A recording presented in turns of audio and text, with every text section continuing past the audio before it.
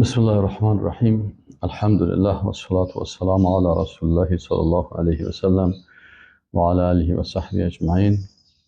درس 17 اسم الحکیم الله سبحانه و تعالی.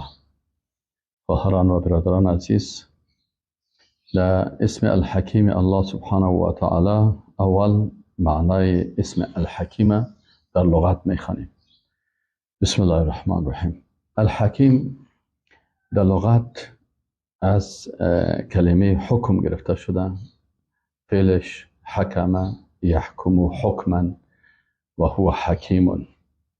حکم حکم کرد، یحکم حکم میکنه و هو حکیم، پس او حکیم یا حکم کننده هست.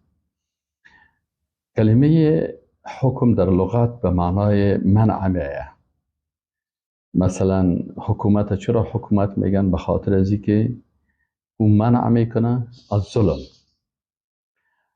و به معنای قضا و فیصله هم میآید. پس الحکیم به معنای القاضی و الحکم القضاء. سوم به معنای صاحب لسان العرب میگه که به معنای علم و فقه هم میآید. مثلا الحکم العلم والفقه. علمیم در الحکیم الله سبحانه و تعالی، اسم الحکیم الله سبحانه و تعالی در اسماء و صفات. در قسمت اسم الحکیم الله 3 نقطه بسیار اساسی هست که اسم الحکیم به معنای حاکم هست، به معنای ذوالحکمه هست و به معنای محکم هست. 3 معنا را دقیق باید این راستا بفهمیم. اولی که الله سبحانه و تعالی حاکم است. ای که الله سبحانه و تعالی حاکم هست، الله سبحانه و تعالی حاکم مطلق و احکم الحاکمین و خیر الحاکمین خود معرفی کرده. ما همین قسم باید الله را بشناسیم، به همون قسم که الله بر ما ذات و عظمت خود در قرآن عظیم الشان معرفی کرده. الله سبحانه و تعالی میگه الیس الله باحکم الحاکمین در سوره تین آیت 8. و به می قسم الله سبحانه و تعالی در آیت دیگه میگه که و هو خیر الحاکمین در سوره اعراف آیت 87. پس الله سبحانه و تعالی احکم الحاکمین و خیر الحاکمین در سوره یونس هم میگه و هو خیر الحاکمین. والله تعالی هو الحاکم فی الحقیقه. یکی از علما به نام علامه شربینی رحمه الله هست، او میگه که والله تعالی هو الحاکم فی الحقیقه یحکم ما اراد فی خلقه و بین عباده. اما قسم که خواسته باشه در بین بنده های خود، در بین مخلوقات خود حکم میکنه. الحاکم الله سبحانه و تعالی گفتیم بفهمیم که الحاکم است، خیر الحاکمین و احکم الحاکمین. الله الحاکم است. چی معنی الحاکم است؟ یعنی حکم از او حکم تکوینی و حکم تشریعی از جانب از او هست. حکم تکوینی چی معنی؟ یعنی که تمامی کائنات که هستن اینا به حکم الله سبحانه و تعالی چی هستن؟ در حرکت هستن. الله سبحانه و تعالی میگه که عما یتساءلون عن النبأ العظیم الذی هم فیه مختلفون کلا سیعلمون ثم کلا سیعلمون. در اینجا اینا الله سبحانه و تعالی حکم تکوینی خود بیان میکنه. الم نجعل الارض مهادا والجبال اوتادا. این زمین والجبال اوتادا، جبال کوها را مثل میخانه ساختیم. الم نجعل الارض مهادا والجبال اوتادا و خلقناکم ازواجا، و شما را زوج زوج خلق نکردیم. وجعلنا نومكم سباتا وجعلنا الليل لباسا وجعلنا النهار معاشا وبنينا فوقكم سبعا شدادا. اینمی آسمان ها را حاکم تکوینی از کی هست؟ الله هست. این آسمان ها را کی خلق کرده، کی کنترل میکنه، کی حفظ میکنه، عمر از کی تعیین کرده؟ زمینه. و اینمی قسم آسمان ها، زمین، کوه ها، انسان ها، حیوانات. پس حکم تکوینی از جانب الله است. و به همین شکل الله سبحانه و تعالی حاکم حکم تشریعی هست، حاکم حکم تشریع است. به این معنا کسی که الله را میشناسه میفهمه که الله هست که نظام و شریعت و ارزش ها را تعیین میکنه. بزرگترین فرق بین عقیده اسلامی و عقیده کفری در این نقطه هست. در عقیده اسلامی الله حاکم است، حکیم است، به معنای حاکم هست. الله هست که تعیین میکنه چی را، ارزش ها را، قوانین، چی حق است الله تعیین میکنه، چی باطل است الله تعیین میکنه، چی جایز است الله تعیین میکنه، چی ناجایز است الله تعیین میکنه، چی خوب است الله تعیین میکنه، چی خراب است الله تعیین میکنه، چی حلال است و چی حرام است. کل از این الله تعیین میکنه. چه قسم سیاست داشته باشیم الله تعیین کرده، چه قسم اقتصاد داشته باشیم الله تعیین کرده، چه قسم تعلیم و تربیه داشته باشیم الله تعیین کرده، چه قسم علم بیاموزیم الله تعیین کرده. پس کل زی حکم الله هست، یعنی در نظام تشریعی، در نظام توحیدی، در نظام عقیده، نظام عبادات، نظام اجتماعی، چه قسم در جامعه زندگی بکنیم، نظام اقتصادی. چرا الله الحکیم است. در اسلام گفتیم فرق بین اسلام و کفر در دو نقطه هست که در اسلام حاکم الله هست.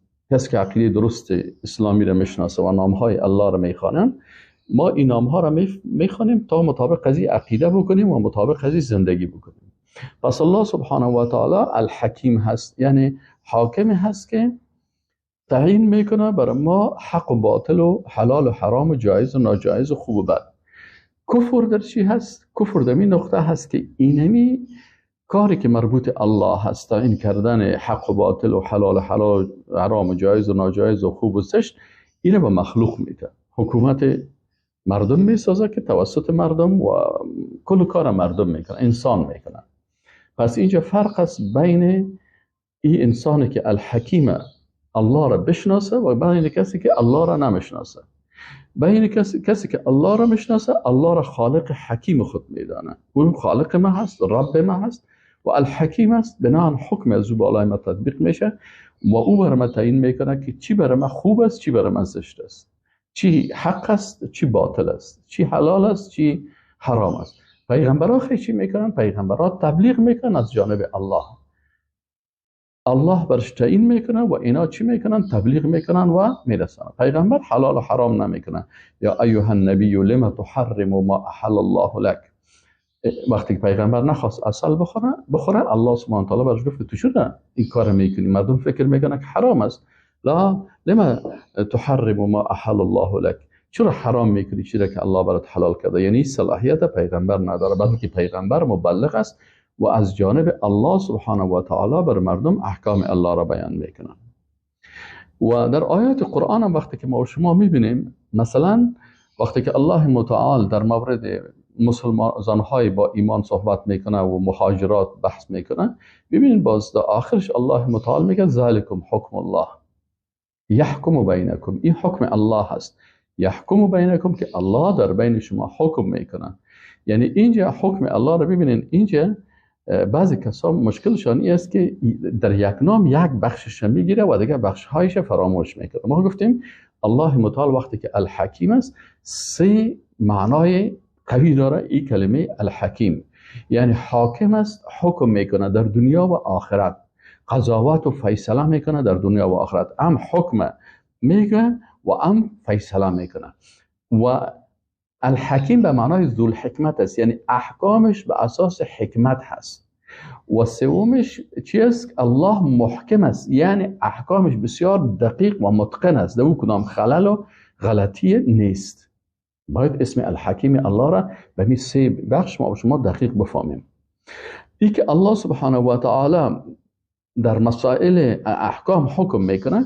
اینجا یا ایها الذین آمنوا اذا جاءکم المؤمنات مهاجرات فامتحنوهن. مهاجرات وقتی که مؤمنات آمدن امتحانشان بکنین. الله اعلم بایمانهن فان علمتموهن مؤمنات فلا ترجعوهن الى الكفار. وقتی که فهمیدین اینا زنای مؤمن هستن، پس اینا را به کافرا تسلیم نکنین. لا هن حل لهم ولا هم يحلون لهن. نه زن مسلمان برای کافر حلال است، نه کافر مثلا به مسلمان حلال است. اینا چی معنی و آتوهم ما انفقوا، بر از اینا نفقه. ببینین این کلش احکام است و در آخرش باز الله متعال چی میگه؟ ذالکم حکم الله یحکم بینکم. این حکم الله هست که در بین شما حکم میکنه، یعنی بر شما تعیین میکنه که مسلمان، زن مسلمان با کی ازدواج بکنن. آیا زن مسلمان میتونه با همراه یک کافر ازدواج بکنه؟ نه خیر. با یک مشرک میتونه ازدواج بکنه؟ نه خیر. با یک کسی که مرتد میشه نکاح ازی باقی هست؟ نه خیر. این حرام میشه سرش. مجردی که شوهرش مرتد شد، خانمش چی میشه؟ خانمش بالای ازی چی میشه؟ ازی جدا میشه، طلاق میشه دیگه، بین ازیا نیمانه. یعنی رابطه میان خانم و شوهر چی هسته؟ نکاح به اساس ایمانه. زن مؤمنه با مرد مؤمنه، زن کافره با مرد کافر. اینجا چی میگه الله متعال؟ الله متعال میگه که ذالکم حکم الله یحکم بینکم. این حکم الله هست، در بین شما الله حکم میکنه. اینجا حکمت نیست. بعضی کسایی که نمیفهمن فکر میکنن که الحکیم به معنای الحکمت است تنها، و بعضی کسایی که مغرضین هستن و میخوان که از نظام سیاسی اسلام، نظام اقتصادی اسلام، نظامهای اسلام انکار بکنن، با صفت الحکیمت هم در حکمت میگیرن. خیر، الحکیم هم به معنای ذو الحکمه هست و هم به معنای الحکیم الحاکم، و حاکمی که تشریع را تعیین میکنه. خب مثلا آیت دیگه هست، مثلا ما و شما ببینیم یا ایها الذین آمنوا اوفوا بالعقود. که یک قانون است در عقدها، در مسائل اقتصادی، در مسائل مثلا خوراک و مثلا الله متعال میگه احلت لكم بهیمة الانعام الا ما یتلی علیکم غیر محل الصید و انتم حرم. ببین الله متعال میگه حلال است بر شما بهیمة الانعام، او حیوانایی که اینا چی هستن؟ حیوانای اهلی هستن، مثل گاو و گوسفند و شتر و بز. اینا الا ما یتلی علیکم، مگر حیوانای اهلی که بر شما تلاوت میشه که اونا حلال نیستن. مثلا سگ اهلی هست لکن حرام است، پشک اهلی هست لکن حرام است. غیر محل الصید و انتم حرم. دیگه اینمی شکار هم بر شما ناروا هست وقتی که شما در حالت احرام باشین. این حال وقتی که ایره گفت که چی حلال است و چی حرام است، کدام حیوانات حلال است کدام حیوانات حرام است، و در عقد و معاملات اقتصادی و مسائل تجارتی تان سر از این حکم بیان کرد، باز الله متعال میگه ان الله یحکم ما یرید. الله حکم میکنه آنچه که اراده داشته باشه. پس انسان مسلمان باید الله متعال سبحانه و تعالی را به می شکل باید بشناسه. علامه ابو جعفر طبری یکی از مفسرین بزرگ است که به نام جامع البیان فی تأویل القرآن داره، میگه ان الله یحکم ما اراد فی خلقه و بین عباده. میگه الله متعال حکم میکنه در بین مخلوقاتش، در بین بنده هایش، و فرض فرائضه، فرض میکنه فرضهایش. الله فرض میکنه فرائض و حد حدوده، الله حدود تعیین کرده، و امر بطاعته و نهى عن معصیته. باید الله را این قسم باید ما و شما بشناسیم. خب همین قسم آیات زیادی هست که وقت ما و شما میایم در این راستا بحث میکنیم. بسیار آیات است که یا ایها النبی لما تحرم ما حل الله لك تبتغي مرضات ازواجك والله غفور رحیم. و همین قسم علما در این راستا چی میگن؟ والحکم هنا یتناول الاحکام الثلاثه.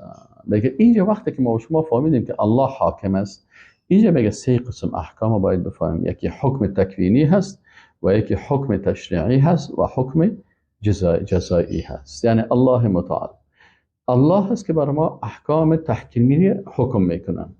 آفتاب چه وقت طلوع بکنه و چه وقت بنشینه، چه وقت غروب بکنه، زمین چه وقت زندگی بکنه، چه قسم حرکت بکنه، آفتاب چه قسم حرکت بکنه، عمرش چقدر است. این حاکمیت تکوینی الله هست. دومش میگه حکمش تشریعی است، احکام دینی تشریعی، یعنی که چی حلال است، چی حرام است، چی جایز است، چی ناجایز است. این کلش کی حکم میکنه؟ حاکم کی است؟ الله هست. این حالا اگر این صفت الله را کس قبول داره، حاکم خود الله را میگیره. قوانین دیگه که ضد حکم الله هست را قبول نمیکنه. و کسایی که قوانین غیر الله را قبول میکنه و به او اطاعت میکنه، پس این در حقیقت صفت الحکیم الله را نفهمیده و قبول نکرده. و سومش چی است؟ والاحکام الجزائیه. دیگه احکام جزایی است. فلله الحکم فیها کلها. احکام جزایی چی است؟ حد از جانب الله هست، قصاص از جانب الله هست. مثلا قاتل چه قسم قصاص شود، در کدام حالات قصاص شود، مثلا سارق چه وقت باید دستش قطع شود. این کلش احکام الله هست. کسی که حکم الله را نمیپذیره و این صفت الله را نمیپذیره، پس از دایره ایمان چی میشه؟ خارج میشه. ولا یشرک فی حکمه احدا، و الله در حکم خود کسی را شریک نمیسازه. کسی را ببینید شرک گفته اینا، اگر کسی در حکم الله، اگر کسی قانون میسازه که ضد شریعت الله هست، اینی قانون ساز خود شریک کرد در این صفت الله، و کسی که را قبول کرد این مشرک شد دمی راستا. متوجه هستین؟ خب وهو الحاكم سوم وهو الحاكم الذي يحكم في الدنيا والآخرة. یعنی الله حاکم است. حاکم یعنی به معنای مشرع، تشریع کننده، قوانین تعیین کننده. یکی است الله است. و دیگه الله حاکم است به این معنی که حکم میکنه در دنیا و آخرت. الملك یومئذ لله یحکم بینهم، اینجا به معنای قضاوت است. یعنی الله متعال الحاکم ای القاضی. متوجه هستین؟ الحاکم ای المشرع، تشریع کننده، تعیین کننده حلال و حرام، جایز ناجایز یک بخش.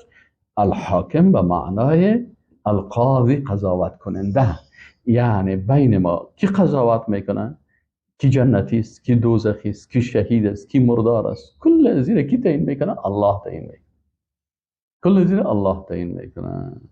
پس در سوره حج آیت 56 الله متعال چی میگه؟ الیوم یوم الحکم الملک یومئذ لله یحکم بینهم فالذین آمنوا وعملوا الصالحات فی جنات النعیم. این الله حکم میگه. کسی که ایمان داره در جنت هستن. الله یحکم بینکم یوم القیامه. الله میگه الله یحکم. اینجا حکم به معنای چی هست؟ به معنای قضا هست.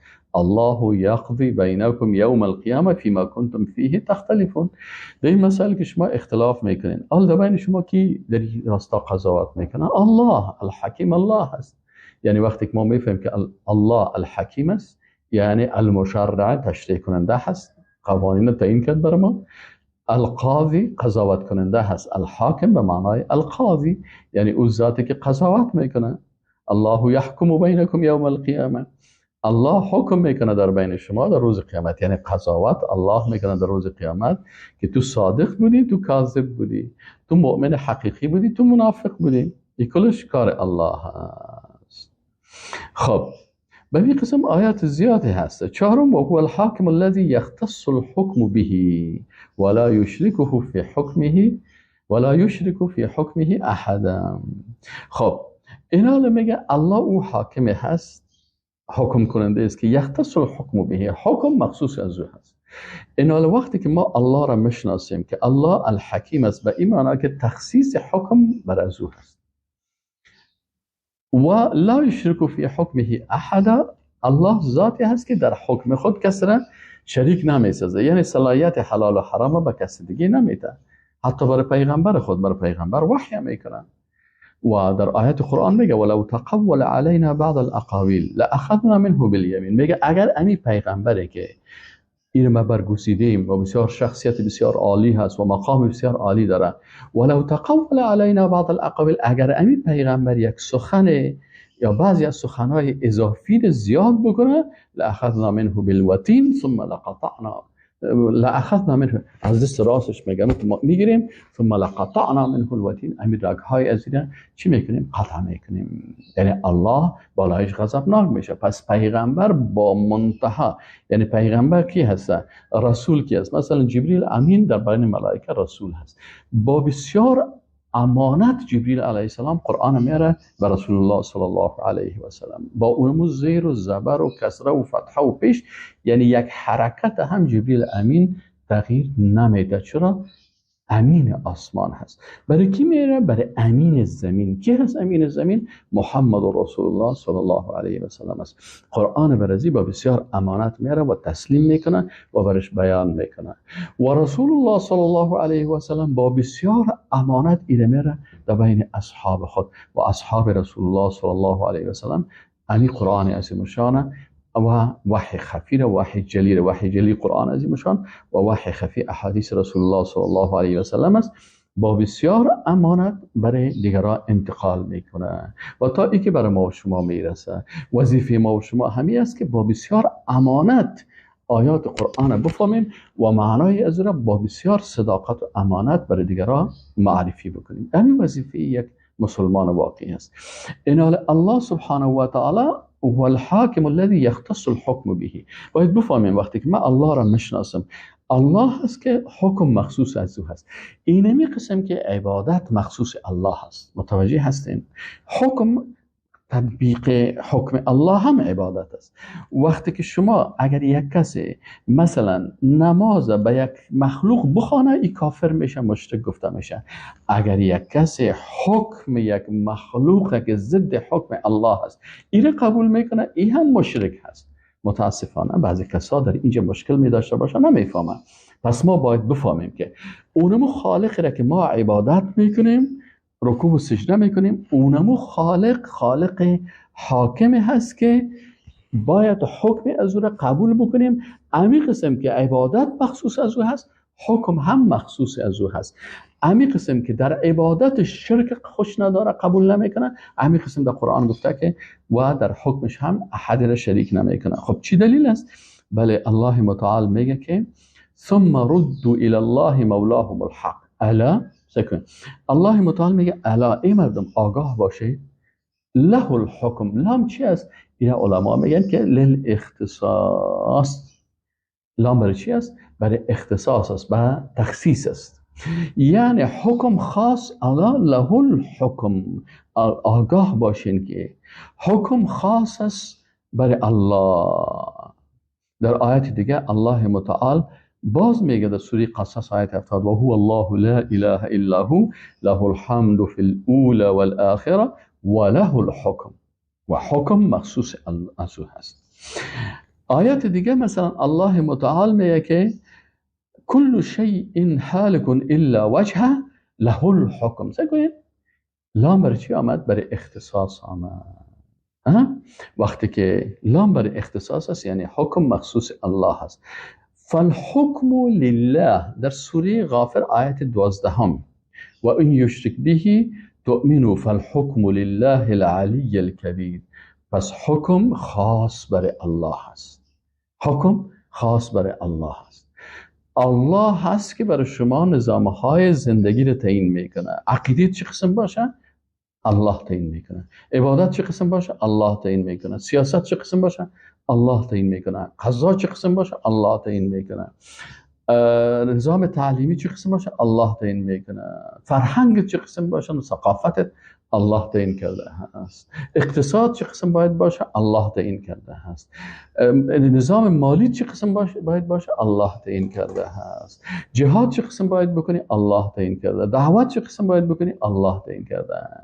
نظام اجتماعی چه قسم ازدواج بکنی، چه قسم زندگی بکنی، حقوق والدین چی است، کلش الله تعیین کرده. اخلاق چه قسم باشه؟ الله تعیین کرده. این چی هست؟